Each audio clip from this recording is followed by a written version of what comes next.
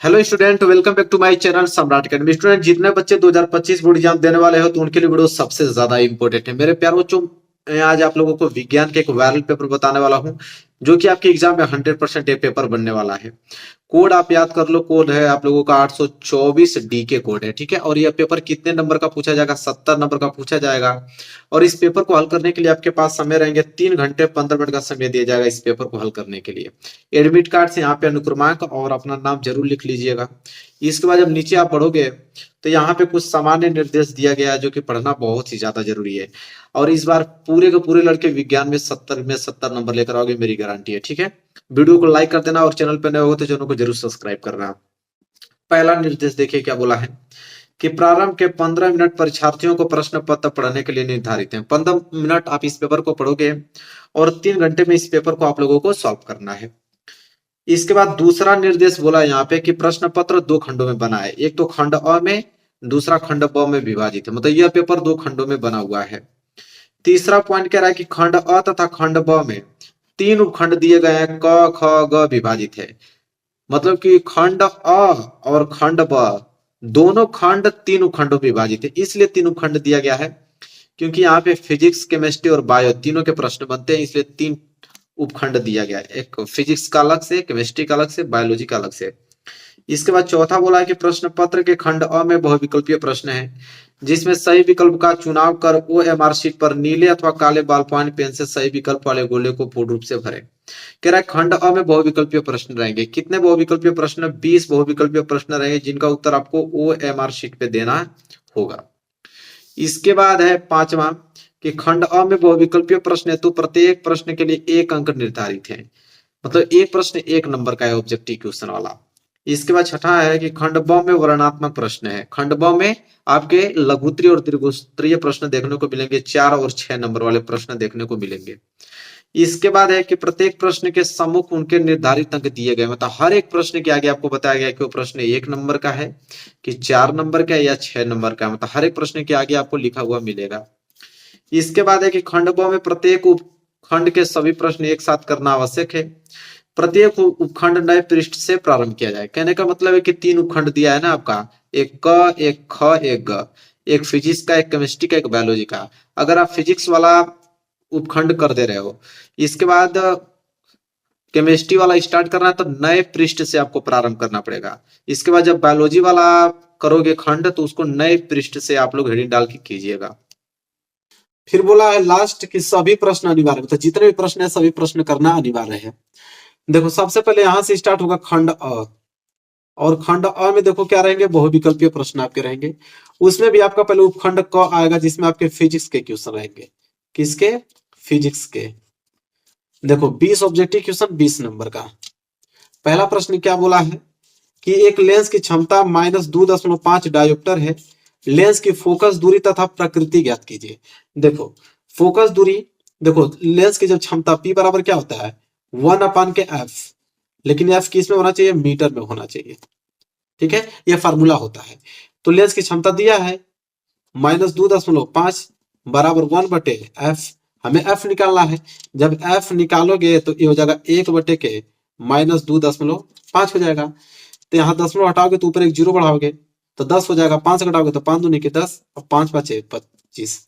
तो f बराबर क्या आ जाएगा? जब भाग दोगे तो 0.4 आ जाएगा, लेकिन किस में आ गया? मीटर में आया, ठीक है। इसे जब सेंटीमीटर, लेकिन माइनस भी लगा रहेगा या माइनस वाला लगेगा ना। माइनस किसको डिनोट करता है? अवतल को। माइनस किसको डिनोट करता है? अवतल को डिनोट करता है। और ये मीटर में है लेकिन ऑप्शन में सेंटीमीटर दिया है, तब इस 0.4 मीटर को जब हम लोग सेंटीमीटर में कन्वर्ट करेंगे तो 40 सेंटीमीटर आ जाएगा। 40 सेंटीमीटर वो भी अवतल, ठीक है। तो 40 सेंटीमीटर वो भी अवतल, मतलब पहला वाला ऑप्शन जो है बिल्कुल राइट आंसर हो जाएगा। क्लियर है? बिल्कुल सिंपल है। चलो आगे बात करते हैं। क्वेश्चन नंबर दूसरा देखो क्या है, इनमें से किस दर्पण का दृष्टि क्षेत्र अधिकतम होता है? ठीक है, 4 ऑप्शनों में से किस दर्पण का दृष्टि क्षेत्र अधिकतम होता है? तो आपका उत्तल दर्पण का। उत्तल दर्पण का जो दृष्टि क्षेत्र होता है सबसे अधिकतम होता है। पहला वाला ऑप्शन जो है बिल्कुल राइट आंसर हो जाएगा। तीसरा प्रश्न देखो क्या है, अत्यधिक उच्च प्रतिरोध वाला पदार्थ कहलाता है। तो अत्यधिक उच्च प्रतिरोध वाला पदार्थ जो कहलाता है मेरे प्यारे बच्चों, वो विद्युत रोधी कहलाता है। डी वाला जो ऑप्शन है वो राइट आंसर हो जाएगा क्वेश्चन नंबर तीसरे का।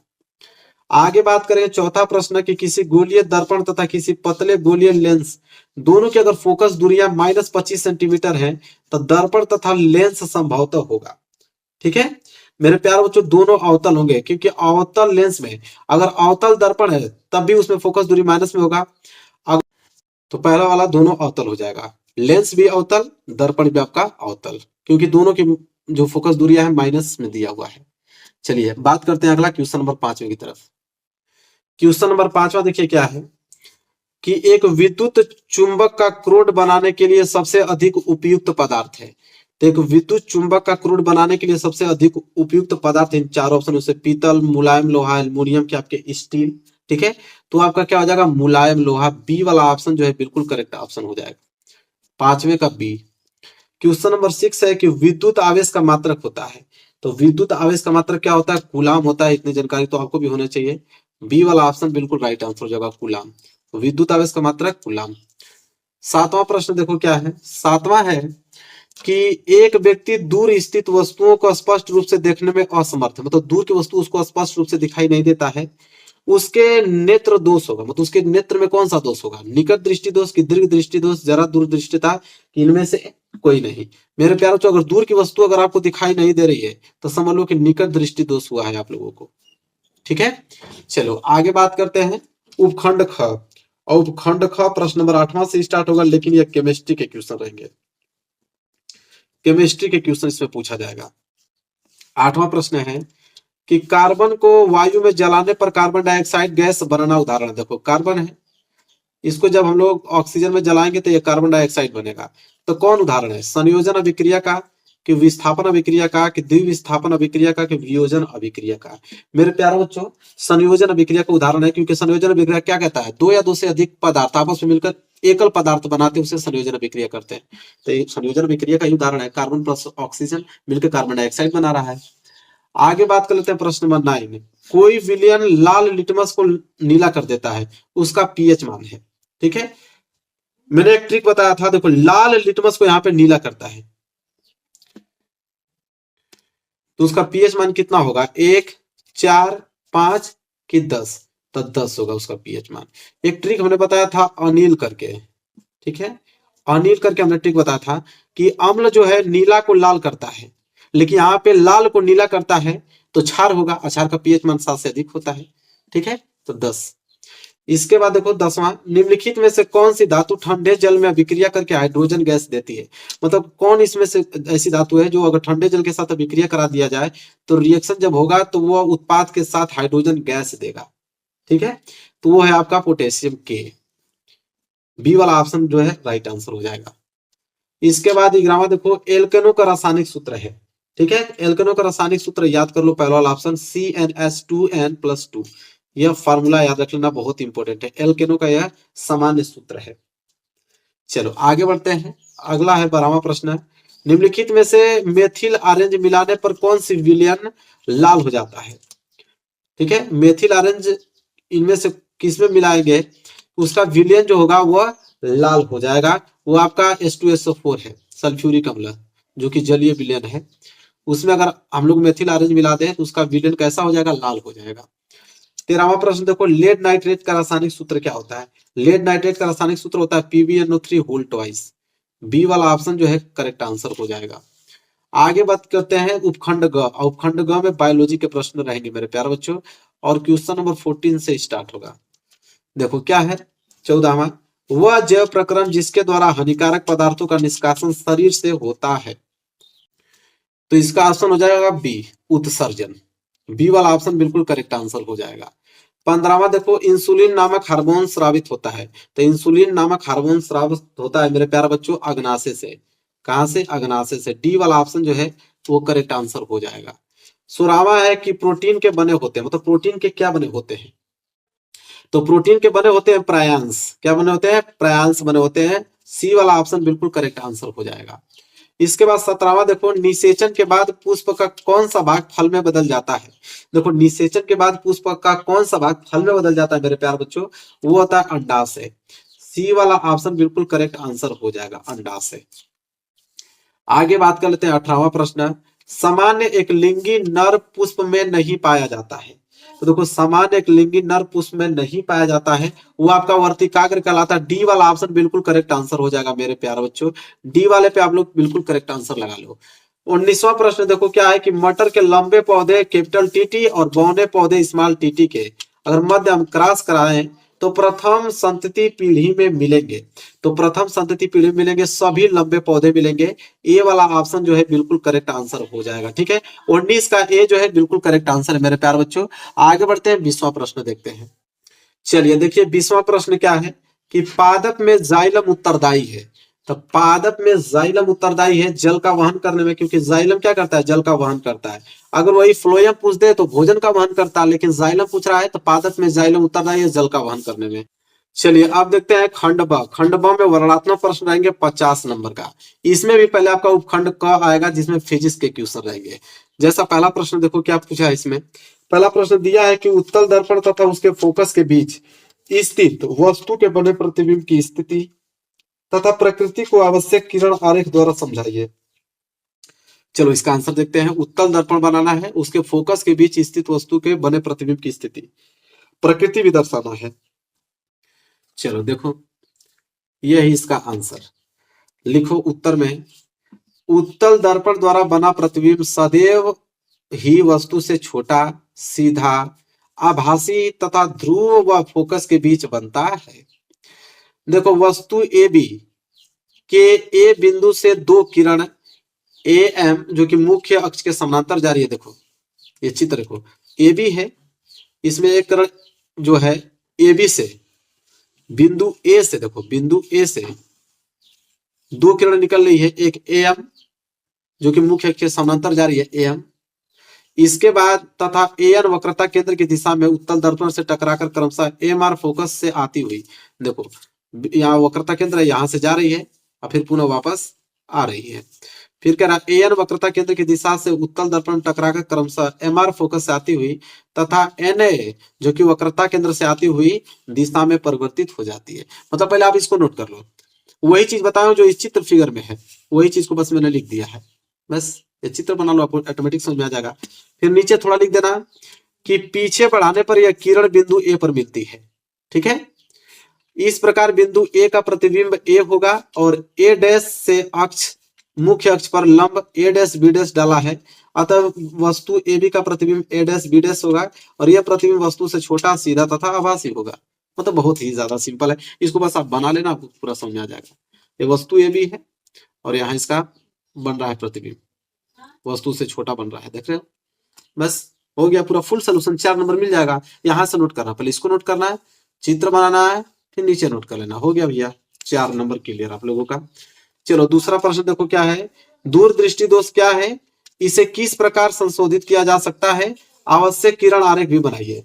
चलो देखते हैं दूरदृष्टि दोष क्या होता है। किरण आरेख द्वारा बनाना है, 4 नंबर मिलेगा। देखो सबसे पहले आप हेडिंग डालना दूरदृष्टि दोष, जिसे हम दीर्घ दृष्टि दोष कहते हैं।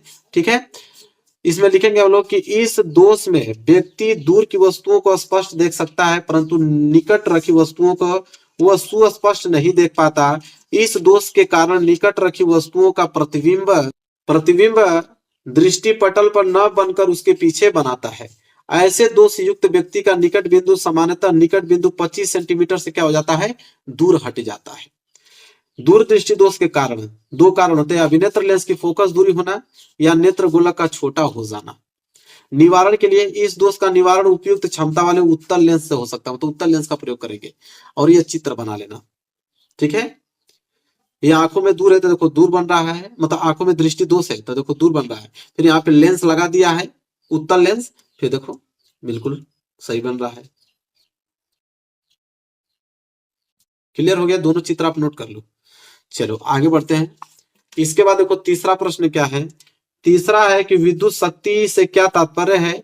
200 वाट का एक हीटर 250 वोल्ट के मेन से अगर जुड़ा है तो गणना करना है, पहला कि हीटर में प्रवाहित धारा बताइए, दूसरा हीटर के तार का प्रतिरोध और तीसरा 10 घंटे में व्यतीत ऊर्जा बताइए। ठीक है, ये प्रश्न 4 नंबर का है। सबसे पहले तो हम लोग जानेंगे कि विद्युत शक्ति क्या है। ठीक है, तो विद्युत शक्ति चलो नोट करो, लिखोगे कि विद्युत शक्ति किसी विद्युत परिपथ में विद्युत ऊर्जा के व्यय होने की समय दर को विद्युत सामर्थ्य अथवा विद्युत शक्ति कहते हैं। इसे P से प्रदर्शित करते हैं तथा इसका मात्रक जो होता है वाट होता है। ये तो विद्युत शक्ति रहा। ठीक है, अब इसके बाद इसमें प्रश्न भी दिया है, 3 प्रश्न जो कि हमें सॉल्व करने हैं। चलो उसको हम लोग सॉल्व करते हैं, एक पेज ले लेता हूँ सॉल्व करने के लिए। देखो क्या बोला है उसमें मेरे प्यारे बच्चों, बोला है कि 200 वाट का एक हीटर 250 वोल्ट के मेन से जुड़ा हुआ है। ठीक है, देखो हीटर का शक्ति हमको दिया है पी, पावर कितना दिया है, पी बराबर हमको 200 वाट दिया है, 200 वाट हमको पी का वैल्यू दिया हुआ है। इसके बाद बोला है कि 250 वोल्ट के मेन से जुड़ा हुआ है, मतलब विभवांतर, वी बराबर विभवांतर कितना दिया है, 250 वाट दिया हुआ है। ठीक है, इसके बाद क्या है, बोला है कि गणना कीजिए। पहला क्या गणना करना है, हीटर में प्रवाहित धारा ज्ञात कीजिए। ठीक है, पहला हमको हीटर में प्रवाहित धारा ज्ञात करना है। तो P बराबर फॉर्मूला होता है वी आई। ठीक है, तो यहां से अगर मैं आई निकालूं तो आई बराबर क्या हो जाएगा, P बटे के V। तो आई में निकालूं तो P का वैल्यू कितना है 200 वाट और विभवांतर कितना 250 वाट। ठीक है, जब लोग 1 0 से 1 0 कट जाएगा, 5 कटाएंगे तो 5 चौको 20 और 5 कटाएंगे तो 5 पचे 25। जब भाग देंगे तो 0.8 आ जाएगा। धारा निकाल रहे हो तो एम्पियर होगा मात्रक, तो धारा कितनी बारी है 0.8 एम्पियर, बस बात खत्म। दूसरा देखो क्या है, हीटर के तार का प्रतिरोध निकालना है। हीटर के तार का प्रतिरोध, प्रतिरोध मतलब आर का वैल्यू, तो आर बराबर फॉर्मूला होता है वी अपान के आई। ठीक है, तो आर बराबर क्या हो जाएगा, वी का वैल्यू कितना है 250, आई निकला है 0.8, 10 में हटाएंगे तो 1 0 ऊपर बढ़ा देंगे तो ऊपर हो जाएगा 2500, नीचे हो जाएगा आपका 8। ठीक है, जब हम इसको कटाएंगे मेरे प्यारे बच्चों तो ये आपका जाएगा 312.25, मतलब 312.5 जाएगा। लेकिन यहाँ पे हम लोग प्रतिरोध निकाल रहे हैं। ठीक है, तो यहाँ भी इतना कैलोरी, इतना कैलोरी लिख देंगे, बात खत्म। अब देखो तीसरा क्या बोला था हमको, तीसरा बोला था 10 घंटे में व्यतीत ऊर्जा बताएगी, 10 घंटा में व्यतीत ऊर्जा। तो 10 घंटे में हीटर द्वारा व्यतीत ऊर्जा पूछ रहा है ना। तो मेरे प्यारे बच्चों देखो यहाँ पे हमको दूसरा हम लोग क्या लिखा है कि हीटर के तार का प्रतिरोध कितना कैलोरी ऊर्जा ग्रहण करता है 312.5 किलो कैलोरी। इसको किलोवाट में चेंज कर देंगे तो हो जाएगा 0.2 किलोवाट घंटा। कितना घंटा डेली चलता है, 10 घंटा डेली चलता है, तो 10 आवर्स का इसमें गुणा कर देंगे तो आ जाएगा 2 किलोवाट घंटा। ठीक है, ये तीसरा हो गया, पहला दूसरा तीसरा तीनों हमने सॉल्व कर दिया और यहाँ से आपको 4 नंबर मिल जाएगा मेरे प्यारे बच्चों। चलो आगे देखते हैं, चौथा प्रश्न क्या है कि ओम का नियम लिखिए, इसके आधार पर एक ओम को परिभाषित कीजिए। और ये प्रश्न कितने नंबर का, 6 नंबर का। पहली बात सिर्फ ओम का नियम लिखना है और ओम के नियम पे ही एक ओम का परिभाषा भी हमको देना है। सबसे पहले हम लोग लिखेंगे मेरे प्यारे बच्चों चौथा, ओम का नियम हेडिंग डालेंगे, लिखेंगे कि किसी विद्युत परिपथ में धातु के तार के 2 सिरों के बीच विभवांतर और उसमें प्रवाहित होने वाली विद्युत धारा के समानुपाती होता है, परंतु तार का तापमान क्या होना चाहिए, समान रहना चाहिए। तो V देखो यहाँ पे समानुपाती होता है आई के, अगर मैं समानुपाती को हटा देता हूं तो एक नियतांक जुड़ जाएगा V बराबर आई आर, जो कि यही ओम का नियम कहलाता है। आर एक नियतांक है जिसके तार का प्रतिरोध कहते हैं। अब बोला है कि एक ओम को परिभाषित कीजिए, एक ओम बराबर क्या होता है 1 वोल्ट बटे 1 एम्पियर। इसका मतलब होता है कि यदि किसी चालक के दोनों सिरों के बीच विभवांतर अगर 1 वोल्ट है तथा इसमें 1 एम्पियर विद्युत धारा प्रवाहित होती है तो उस चालक का प्रतिरोध आर जो होता है वो 1 ओम होता है। बस हो गया, 6 नंबर मिल गया। चलो अगर ये प्रश्न नहीं कर पाते हो तो अथवा करके प्रश्न और दिया था कि मानव नेत्र के प्रमुख भागों का वर्णन कीजिए तथा उसका सचित्र वर्णन कीजिए। किसी वस्तु का मानव नेत्र से प्रतिबिंब बनना किरण आरेख द्वारा स्पष्ट कीजिए। 6 नंबर बहुत बड़ा प्रश्न है। पहली बात तो सचित्र वर्णन करो, जितना भाग है उसका डिटेल में लिखो, फिर मानव नेत्र में प्रतिबिंब कैसा बनता है वो भी किरण आरेख से बताओ। लेकिन कोई नहीं, मैं सब कुछ बताने वाला हूँ आप लोगों को। देखो अथवा करके है ना, सबसे पहले हेडिंग डालोगे मानव नेत्र। मानव नेत्र हेडिंग डालने के बाद लिखोगे कि नेत्र मनुष्य को प्रकृति द्वारा बहुमूल्य देन है, इसके द्वारा ही हम इस रंग बिरंगे संसार को देख पाते हैं। मानव नेत्र में विभिन्न प्रकार के भाग होते हैं जिनके कार्य भी भिन्न भिन्न होते हैं। फिर है अगली हेडिंग कि मानव नेत्र की संरचना, अभी मैं संरचना भी दिखाऊंगा आप लोगों को। लिखेंगे नेत्र एक गोला होता है जो बाहर से एक दृढ़ व अपारदर्शी श्वेत परत से ढका रहता है। गोले का सामने वाला भाग पारदर्शी तथा उभरा हुआ होता है। नेत्र में प्रवेश करने वाला प्रकाश इसी से होकर गुजरता है। उभरे हुए भाग के पीछे एक रंगीन अपारदर्शी झिल्ली का पर्दा होता है। इस पर्दे के बीच में एक छिद्र होता है तथा इसके ठीक पीछे नेत्र लेंस स्थित होता है। नेत्र लेंस के पिछले भाग की वक्रता त्रिज्या कम तथा अगले भाग की वक्रता त्रिज्या अधिक होती है। यह अपने स्थान पर मांसपेशियों के बीच में टिका रहता है एवं इसमें अपनी फोकस दूरी को बदलने की क्षमता होती है। मानव नेत्र में विभिन्न भाग निम्नलिखित प्रकार से, देखो ये मानव नेत्र है, इससे सिंपल आप ड्राइंग नहीं देखे होंगे। ये आपका दृष्टिपटल है, ये आपका नेत्र लेंस है, ये आपका इसमें कचाप द्रव भरा हुआ है, ये आपका रेटिना है, कार्निया यहाँ पे दर्शाया गया, ये कार्निया है, पुतली, ये वाला भाग आपका पुतली है, ये वाला भाग आपका आइरिस है। बस इतना ही सिंपल बनाना है। इसके बाद सबका डिफाइन कर देना नाम। जैसे दृढ़ पटल क्या होता है, नेत्र का गोला बाहर की तरफ से एक दृढ़ तथा पारदर्शी श्वेत परत से ढका हुआ रहता है। इस परत को हम लोग दृढ़ पटल कहते हैं। सिंपल। दृढ़ पटल के नीचे काले रंग की एक झिल्ली स्थित होती है। इस झिल्ली को कोराइड झिल्ली कहते हैं और यह झिल्ली प्रकाश को शोषित करके उसके आंतरिक परावर्तन को क्या करती है, रोकती है। बस। अगली हेडिंग कार्निया। नेत्र गोले के सामने का भाग पारदर्शी तथा उभरा हुआ होता है।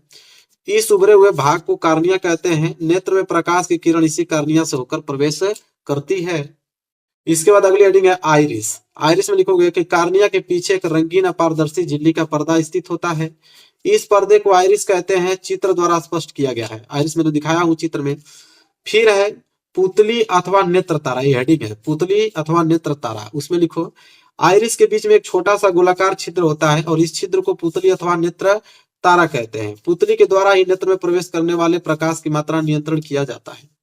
अर्थात जब आंख पर अधिक प्रकाश पड़ता है तब पुतली का आकार अपने आप ही छोटा हो जाता है तथा अंधेरे में जाने पर इसका अपने आप भी बड़ा हो जाता है। इसके बाद है नेत्र लेंस। लिखेंगे नेत्र लेंस एक महत्वपूर्ण भाग है। एक आइरिस के ठीक पीछे होता है। यह कई परतों से मिलकर बना होता है जिनके अपवर्तनांक बाहर से अंदर की ओर बढ़ते जाते हैं। नेत्र लेंस के पिछले भाग की वक्रता त्रिज्या कम तथा अगले भाग की वक्रता त्रिज्या अधिक होती है। लेंस में अपनी फोकस दूरी को परिवर्तित करने की क्षमता होती है। यह अपने स्थान पर मांसपेशियों द्वारा रुका रहता है। जब किसी वस्तु से आने वाले प्रकाश की किरण नेत्र लेंस पर पड़ती है तो नेत्र लेंस उसको परिवर्तित करके उसका उल्टा तथा वास्तविक प्रतिबिंब रेटिना पर बना देता है। अब अगला है कचाप द्रव, जो आपने बताया कचाप द्रव आंखों में भरा होता है। लिखेंगे कार्निया और नेत्र लेंस के बीच के स्थान में एक इसका अपवर्तनांक कितना होता है, 1.336 होता है। अब आएगा अगला भाग रेटिना। देखो रेटिना क्या है कि कोराइड झिल्ली के ठीक नीचे तथा नेत्र के सबसे अंदर की ओर एक पारदर्शी झिल्ली होती है और इस झिल्ली को हम लोग क्या कहते हैं, रेटिना कहते हैं। वस्तु का प्रतिबिंब इसी पर बनता है। रेटिना की बहुत सारी प्रकाश तंत्रिकाओं की एक फिल्म होती है। इसके बाद अगली हेडिंग है नेत्र की समंजन क्षमता। लिखेंगे कि जब नेत्र किसी दूर स्थित वस्तुओं को देखती है तब नेत्र की मांसपेशियां फैल जाती है तथा लेंस के तलों की वक्रता त्रिज्या बढ़ जाती है, जिसके नेत्र की फोकस दूरी भी क्या हो जाती है, बढ़ जाती है और वस्तु स्पष्ट दिखाई देने लगती है। तथा इसके विपरीत जब नेत्र किसी नजदीक की वस्तु को देखती है तब नेत्र की मांसपेशियों सिकुड़ जाती है तथा लेंस के तलों की वक्रता त्रिज्या घट जाती है, जिसके फलस्वरूप लेंस की फोकस दूरी भी कम हो जाती है और वस्तु स्पष्ट दिखाई देने लगती है।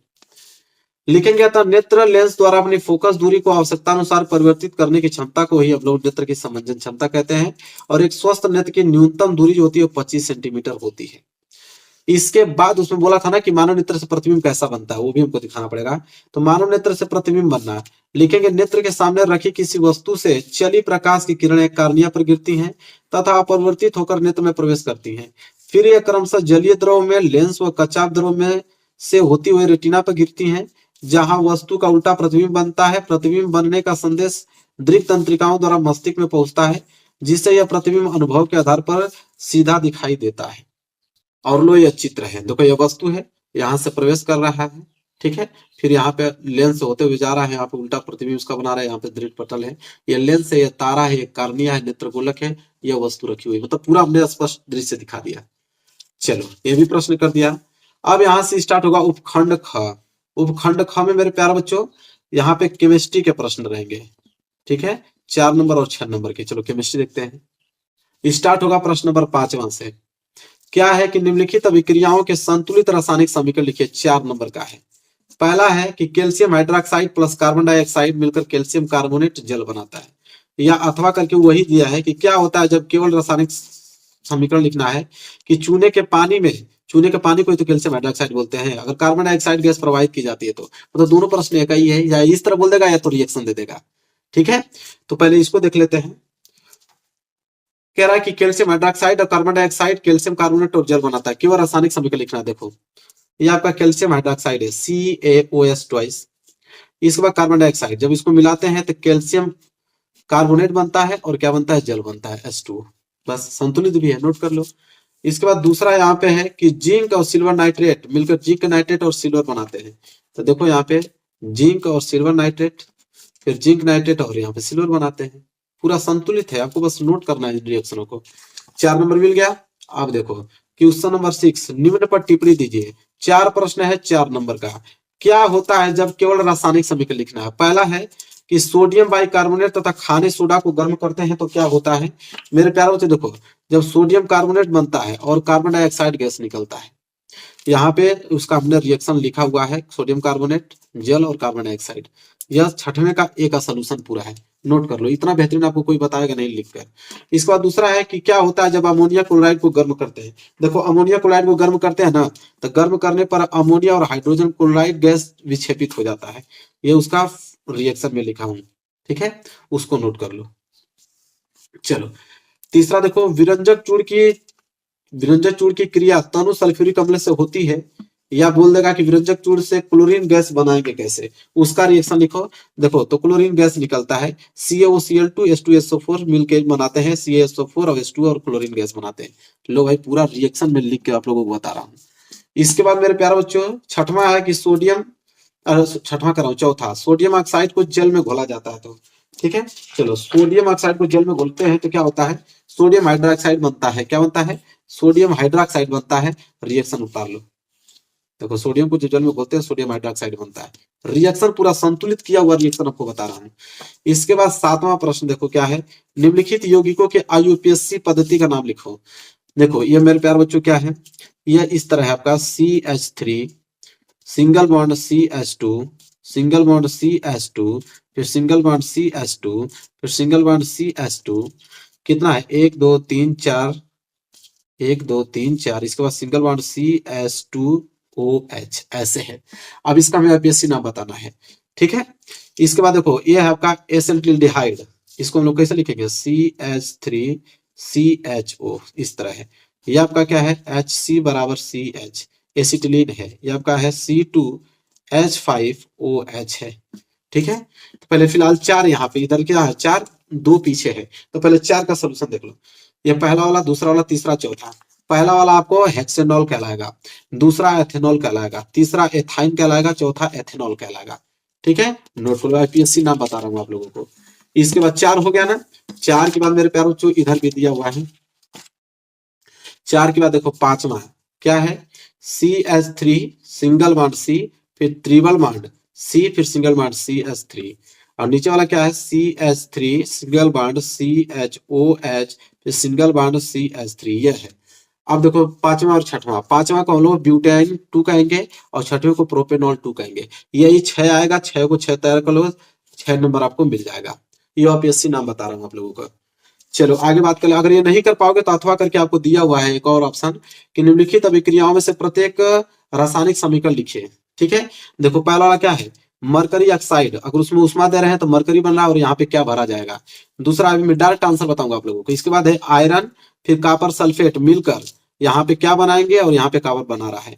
कैल्शियम कार्बोनेट को अगर उष्मा से आप गठन करा रहे हैं तो कैल्शियम ऑक्साइड बनाएगा और क्या बनाएगा, यहाँ पे हाइड्रोजन और क्लोरीन मिलकर क्या बनाता है, जिंक कार्बोनेट। और यहाँ पे जिंक कार्बोनेट को गर्म करेंगे तो जिंक ऑक्साइड बनाएगा और क्या बनाएगा, सिल्वर नाइट्रेट और सोडियम आयोडाइड मिलकर यहाँ पे क्या बनाएगा और सोडियम नाइट्रेट बनाएगा। मतलब कितने प्रश्न है, 6। और 6 का मैं डायरेक्ट आंसर आप लोगों को बताता हूँ, यहाँ नोट कर लो।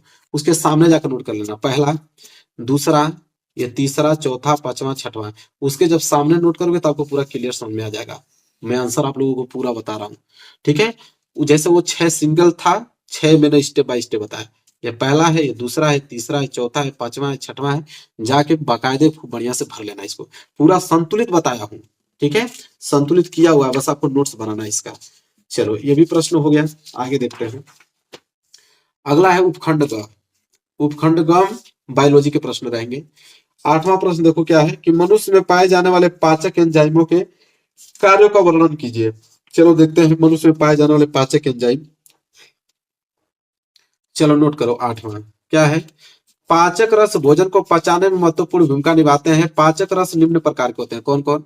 पहला पहला है कि लार भोजन को निगलने में सहायक होती है तथा कार्बोहाइड्रेट्स को पचाने में भी भाग लेती है। लार में उपस्थित टाइलिन नामक एंजाइम मंड को शर्करा में क्या कर देता है? बदल देता है।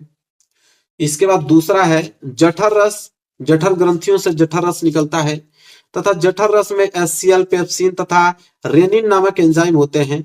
एचसीएल भोजन के माध्यम को अम्लीय करता है तथा भोजन के कठोर कणों को गला देता है। पेप्सिन प्रोटीन व कार्यशील है और प्रोटीन को पेप्टोन तथा पेप्टाइड में बदल देता है। इसके बाद तीसरा है कि पीत रस तथा अग्नाशयी रस ग्रहणी में अग्नाशय से निकलने वाला अग्नाशयी रस तथा यकृत से निकलने वाला पीत रस आकर मिलते हैं। पीत रस में कोई एंजाइम नहीं होता, फिर भी भोजन के पाचन में इसकी महत्वपूर्ण भूमिका है क्योंकि यह भोजन के माध्यम को अम्लीय में बदलकर क्षारीय बनाता है। अग्नाशयी रस में पाए जाने वाले सभी एंजाइम क्षारीय माध्यम में ही सक्रिय होते हैं। अग्नाशयी रस में उपस्थित एंजाइम द्वारा निम्नलिखित परिवर्तन किए जाते हैं। पहला ट्रिप्सिन, यह भोजन के प्रोटीन, पेप्टोन आदि प्रक्रिया करता है। यह अग्नाशयी रस में ट्रिप्टोनाइजोन के रूप में होता है तथा क्षारीय माध्यम में सक्रिय होता है। और दूसरा है लाइपेज। लाइपेज क्या करता है कि यह भोजन के वसा पर क्रिया करके उसे वसीय अम्लीय एवं ग्लिसरॉल में बदल देता है। इसके बाद आता है एमाइलाइप्सिन या एमाइलेज। यह कार्बोहाइड्रेट पर क्रिया करके उन्हें माल्टोज एवं अन्य शर्कराओं में क्या कर देता है? बदल देता है। इसके बाद है आत्र रस। इसमें उपस्थित एंजाइम अधपचय भोजन पर क्रिया करते हैं और आत्र रस में उपस्थित निम्नलिखित एंजाइम अधपचय भोजन पर क्या करते हैं? क्रिया करते हैं। इसके बाद पहला है सुक्रेज। इसमें सुक्रेज क्या करता है? यह शर्करा को ग्लूकोज में बदलता है। फिर लेक्टेज क्या करता है? यह लेक्टेज शर्करा को ग्लूकोज में बदल देता है। माल्टेज, यह माल्टोज शर्करा को ग्लूकोज में बदलता है। इरेप्सिन, यह शेष प्रोटीन तथा उसके अवयव को अमीनो अम्ल में बदल देता है। बस लो भाई, पूरा का पूरा आंसर डिटेल में आपको बता दिया। 9 प्रश्न है कि कायिक जनन किसे कहते हैं? तने द्वारा इस विधि का एक उदाहरण समझाइए। कायिक जनन, चलो देखते हैं भाई। देखो यहां से स्टार्ट होगा। पौधे के किसी भी कायिक भाग में नए पौधे का निर्माण कायिक जनन कहलाता है। जैसे गन्ना हुआ, गुलाब आदि। बीज रहित पौधों में जनन क्रिया कायिक जनन अलैंगिक जनन विधि द्वारा ही होता है। इसके अंतर्गत पौधे के किसी कायिक अंग जैसे जड़, तना, पत्ती, कलिकाओं द्वारा नए पौधे तैयार हो जाता है। पौधे में कायिक जनन की 2 प्रमुख विधियां कलम लगाना व दाब लगाना होती है। पहला लिखो कलम लगाना, देखते हैं जिसे लोग कटिंग विधि कहते हैं। इस विधि में तने के कलियां छोटे छोटे टुकड़े काट लिए जाते हैं और इन टुकड़ों को कलम कहते हैं। इनके निचले सिरों को उचित स्थान पर भूमि दबा देते हैं। इनसे कुछ दिनों के बाद जड़ें निकल आती हैं और उपस्थित कलिकाएं वृद्धि करके नया पौधा बना लेती हैं। गुलाब, कैक्टस, अनास, गुड़हल आदि में हम कलम से ही पौधे उगाते हैं। गन्ने में कलम को भूमि के अंदर क्षैतिज अवस्था में दबा देते हैं। इसके बाद दूसरा है दाब लगाना। कुछ पौधे में हम पौधे की किसी शाखा को झुकाकर नम मिट्टी में दबा देते हैं। कुछ समय बाद इसके जड़ें निकल आती हैं और उसके बाद नई पौधे बन जाती हैं। नई पौधे इसके पैतृक पौधे से काटकर अलग कर देते हैं और यह वृद्धि करके पूर्ण पौधा बन जाता है। जैसे बेला, चमेली, कनेर आदि में यह विधि जो है अपनाई जाती है। चलो कायिक जनन में लाभ भी पूछा था ना, तो कायिक जनन से लाभ नोट कर लो। लिखो जिन पौधे में बीज नहीं बनते जैसे केला, अंगूर, अनास, इनमें कायिक जनन द्वारा नए पौधे उगाए जाते हैं। दूसरा है नए पौधे कम समय में उत्पन्न हो जाते हैं। तीसरा, नए पौधे मात्र पौधों के समान होते हैं, इनमें विविधताएं नहीं होती। और चौथा है कि पौधे के विशेष ऐच्छिक लक्षणों को पीढ़ी दर पीढ़ी बनाए रखा जा सकता है। चलिए ये 9 प्रश्न था। 10वां प्रश्न देखो क्या है। स्वपरागण और पर परागण में अंतर बताइए। एक एक उदाहरण भी दीजिए। 4 नंबर का है। चलो देखते हैं स्वपरागण और पर परागण में। पहले हम डालेंगे स्वपरागण। इसमें लिखेंगे पहला, पुष्प का द्विलिंगी होना आवश्यक होता है। इसमें पुष्प द्विलिंगी अथवा एकलिंगी हो सकते हैं। नर व मादा पुष्प अलग अलग पौधे पर भी हो सकते हैं। तीसरा है कि पुंकेसर व स्त्रीकेसर पुष्प में इस प्रकार स्थित होते हैं कि परागकण आसानी से वर्तिकाग्र पर पहुंच जाए। और चौथा है कि पुष्प प्राय अनेकार्षक, छोटे, सुगंध रहित तथा मकरंद स्थित होते हैं, मतलब मकरंद रहित होते हैं। और पांचवा है कि कुछ पौधे के पुष्प बंद ही रहते हैं, कभी खुलते नहीं है, उदाहरण में जैसे मटर हुआ। अब हम डालेंगे पर परागण। पर परागण में पहला पॉइंट लिखेंगे कि पुष्प द्विलिंगी अथवा एकलिंगी हो सकते हैं। नर मादा पुष्प अलग अलग पौधे पर भी हो सकते हैं। दूसरा लिखेंगे कि अधिकतर अवस्थाओं में नर तथा मादा भाग अलग अलग समय पर परिपक्व होते हैं। तीसरा है कि अनेक बार पुंकेसर और जायंग भाग प्राय इस प्रकार व्यवस्थित होते हैं कि परागकण उसी प्रकार के वर्तिकाग्र पर नहीं पहुंच सकते। चौथा है कि वायु परागित पुष्पों को छोड़कर पुष्प प्राय गंध युक्त आकर्षक बड़े अथवा छोटे छोटे समूह में व्यवस्थित होते हैं। और पांचवा है उदाहरण में जैसे आप गुलाब ले लो। ठीक है, 10 प्रश्न मैंने बता दिया। 11वां प्रश्न देखो क्या है। 11वां है कि मानव में लिंग निर्धारण प्रक्रिया को विस्तार से वर्णन करना है और ये प्रश्न 6 नंबर का है। चलो कोई नहीं, पूरा मैं सलूशन बताऊंगा। लिंग गुणसूत्र हेडिंग डालो, लिखो उत्तर में कि मनुष्य की सभी कायिक तथा जनन कोशिकाएं में 46 गुणसूत्र होते हैं। इनमें से 44 गुणसूत्रों के 22 समजात जोड़े होते हैं जिन्हें हम लोग ऑटोसोम्स कहते हैं। शेष एक जोड़ा गुणसूत्र लिंग गुणसूत्र कहलाता है। पुरुष तथा स्त्री में यह गुणसूत्रों का जोड़ा एक दूसरे से भिन्न होता है। पुरुष में इस जोड़े जो कि 23 जोड़े होते हैं के गुणसूत्र एक दूसरे से भिन्न होते हैं, जिनमें एक छोटा तथा दूसरा क्या होता है, बड़ा होता है। इस प्रकार ये हेट्रोसोम्स हैं। इनमें से बड़ा एक्स तथा छोटा जो होता है वाई गुणसूत्र कहलाता है। स्त्री में दोनों लिंग गुणसूत्र भी समजात एक्स प्रकार के होते हैं। इस प्रकार जैसे पहला है पुरुष की जनन कोशिकाओं में 22 जोड़ा और ये एक्स वाई मिला के कितना है, टोटल 46 गुणसूत्र, तथा स्त्री की जनन कोशिकाओं में 22 जोड़ा और पुरुष के जो एक्सेस गुणसूत्र होते हैं टोटल मिला के 46 गुणसूत्र होते हैं।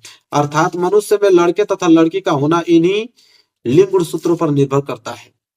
ठीक है, देखो ये चित्र बना लो। देखो एक्स एक्स गुणसूत्र है, ये एक्स वाई गुणसूत्र है। यहाँ पे युग्मक जुड़ के बन रहा है। अगर एक्स एक्स मिल गया तो समझो संतति में स्त्री प्राप्त होगी और एक्स वाई गुणसूत्र मिल गया तो पुरुष प्राप्त होगा। ठीक है, देखो ये पुरुष है, ये आपका स्थिति है। चित्र भी बना लेना, तो पुरुष स्त्री दोनों का चित्र देखो ना डिटेल में। मनुष्य में लिंग निर्धारण, इसके नीचे फिर लिखना है कि लिंग गुणसूत्र लिंग निर्धारण का कार्य करते हैं। कैसे? पहला, महिलाओं में दोनों लिंग गुणसूत्र एक ही प्रकार के होते हैं, एक्स और एक्स मिलके एक्स एक्स। लेकिन पुरुषों में दोनों लिंग गुणसूत्र भिन्न भिन्न होते हैं, एक एक्स होता है और एक वाई होता है, दोनों मिला के एक्स वाई होते हैं। इसके बाद एक पुरुष दो प्रकार के शुक्राणु बराबर मात्रा में उत्पन्न करते हैं। एक प्रकार के शुक्राणुओं में एक्स गुणसूत्र होता है जबकि दूसरे प्रकार के शुक्राणुओं में वाई गुणसूत्र रखते हैं। चौथा है कि महिलाएं एक ही प्रकार के अंडाणु उत्पन्न करती है जिसमें एक्स गुणसूत्र होते हैं। और पांचवा कि जब एक्स गुणसूत्र वाला शुक्राणु अंडे को निषेचित करता है तो एक्स एक्स युग्मनज लड़की में विकसित होता है। और यह है कि छठवां कि जब वाई गुणसूत्र वाला शुक्राणु अंडे को निषेचित करता है तो उसमें एक्स वाई युग्मज लड़के को मतलब लड़के में क्या होता है, विकसित हो जाता है। इसके बाद देखो अगर 11वां प्रश्न नहीं कर पाओगे तो अथवा करके एक प्रश्न दिया कि मानव में नर जनन तंत्र का एक नामांकित चित्र बनाइए।